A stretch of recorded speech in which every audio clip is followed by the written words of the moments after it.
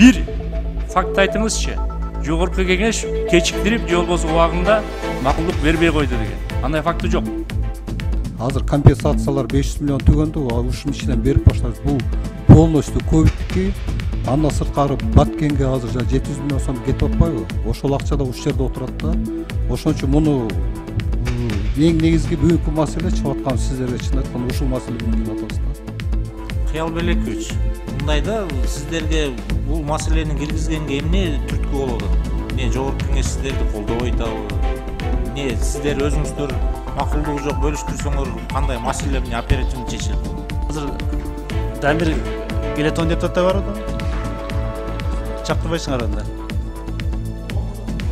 10 мүнөт күтөлү болбосо кворум жок, иште кийинки жумага жылдырабыз. Кворум жок, урматтуу чакыргандар, бара берсеңиздер болот. Кийинки комитетке чейин.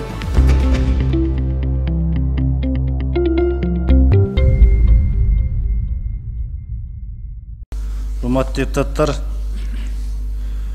келе алгандар ишеним каттары бар. Барын кошкондо кворум бар. Ишибизди баштай берсек болот. Буга чейин материалдар барыңызда таркатылган. Күн тартиби боюнча кошумча алдынча болсо айтыңыздар. Өкмөттүн өкүлү. Саламатсызбы депутаттар. Урматтуу депутаттар, күн тартибине бир маселени киргизип койсоңуздар, бул өкмөттүн буйругу эле 122 буйрук 21 жылдын 4 майына кол алынган. Бул кыскача айтсак, жанагы красный зонада иштеген медициналык кызматкерлерге выплата боюнча. Материалдар таркатыңыздар депутаттарга. Анда алдынча кошумчаны эске алуу менен урматтуу депутаттар, күн тартибин бекитип алуу үчүн күн тартиби боюнча сөз Мурадыл Ганиевичте. Мына биринчи маселени күн тартибиден алып коюңуз, биз муну тактайлы. Биринчи маселени. Анан кийин биз тактап туруп, анан кийин киргизебиз. Бар депутаттар тааныштыңыздар, анда бул маселени туура такташ керек. Мен да кошулуп кетилем. Анда Жогорку кеңештин согласиясы жок, акчаны калдагандай бөлүштүрөбүз деген. Мамлекеттик бюджеттин резервинде. Биз аны өзүңүз билет, бюджет комитети киргизип, акчаны көзөмөл кылабыз деп туруп, анан кийин эленген. Азыр бизден сурабайлы өзү билгендей бөлүштүрөбүз. сөз Осмон Жолдошбековичте. Маселе боюнча да. Ооба. Биринчи маселе боюнча. Кыялбелекович, мындайда сиздерге бул маселени киргизгенге эмне түрткү болот? Не жогорку кеңеш сиздерди колдобой атабы? Не сиздер өзүңүздөр макулдугу жок бөлүштүрсөңөр кандай маселе эмне оперативдүү чечилип болот? Дагы 2 ай убактыңар бар, алып келген нерсени өзгөртүүнүн баарын эле колдоп атабыз го. Мындай түшүндүрмө бериңизчи, кыскача. Аттуу депутаттар, уруксат берсеңиздер, мен түшүндүрмө берип кетсем, бюджетный кодекске ылайык бул бюджетный резерв жогорку кеңештин макулдугу менен деп жазылып калганда, бул комитеттик эмес, бул даже жогорку кеңештин постановлениясы чыгыш керек да. Бул акча эсиңиздерби, былтыр 2 миллиард 323 миллион сом сиздер ушу жанагы ковидке, андан сырткары ушу ЧСК деп өзүңөр колдоп бергенсиздер да. Бүгүнкү күндө распоряжение 561 миллионго чыкты ушул неменин ичиненчи.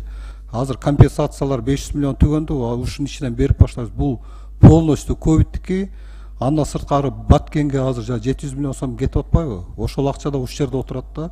Ошон үчүн муну эң негизги бүгүнкү маселе чыгып аткан сиздерге чын айтканда ушул маселе менен келип атабыз да. Бул эң негизги маселе. Выплаталарды уже сиз бүгүн берсеңиздер, биз эртеңден баштайбыз выплаталарды. Сөз Сайдулла Гамлотовичте. Эмил Токтоконович, саламатсыздарбы? Эгер ковид анан Баткен болсо, мен оюмча биз колдошубуз керек.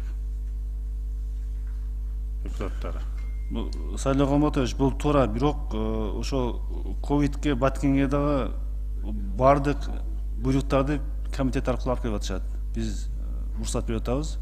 Дагы 2 ай алдыда да бар. Бир жылдырып турсак, анан кийин же кокус булар кошумча булактап, бир чоң сума болуп, биз каникул учурда иштете маселе болуп калса, анда карасак болот. Июнь аяктарында. Мен оюмча. Сөз Талел Болотбекович. Саламатсыздарбы, урматтуу коллегалар. Кыялбелекович, сиз айтып атасыз, бул азыр кубакта ковидке анан Баткен окуясы боюнча депчи. Бул каражат мурда эле бөлүнгөн да, негизи. бул каражат бир статьяда туруп турган, баягы дагы жолу айтып атпаймынбы, бюджетти караганда ошо Буга чейинкисин сиздер алып келгенде биз бардыгын колдоп бергенбиз. Жыл этегинде будан тышкары деле неосвоенный суммаларды переходящий кылып алып келип атасыздар. Убагында акча каражат таап бербегендин күнөөсү кимде? Аткара албай калган маселени нечеле болгон күнөөсү кимде? А бүгүнкү күн менен сиз айткан баяндама менен бул ал өзгөрүп кетпейт. Бир факт айтыңызчы. Жогорку кеңеш кечиктирип же болбосо убагында макулдук бербей койду деген. Андай факты жок. Ошон үчүн мен буга каршымын. Анда Мурат Ганиевичтин сунушун доош коем, бул маселени алып коюп турук азырынча. Доош коем.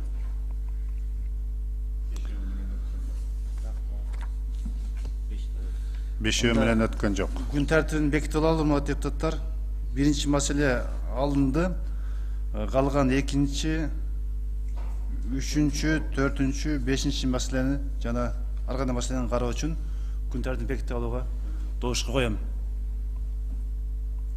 Макул, каршы жок, күн тартиби бекитилди. Урматтуу депутаттар, анда Эмил токтоңуз.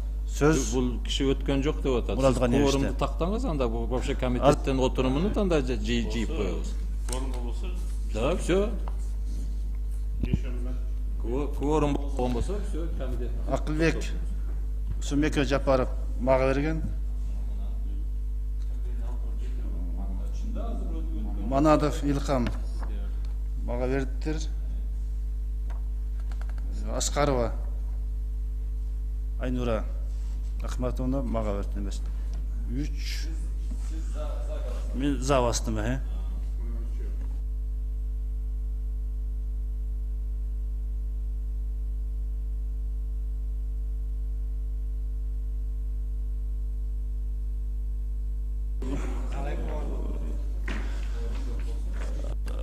Азыр Дамир Келетон депутаттар бар да?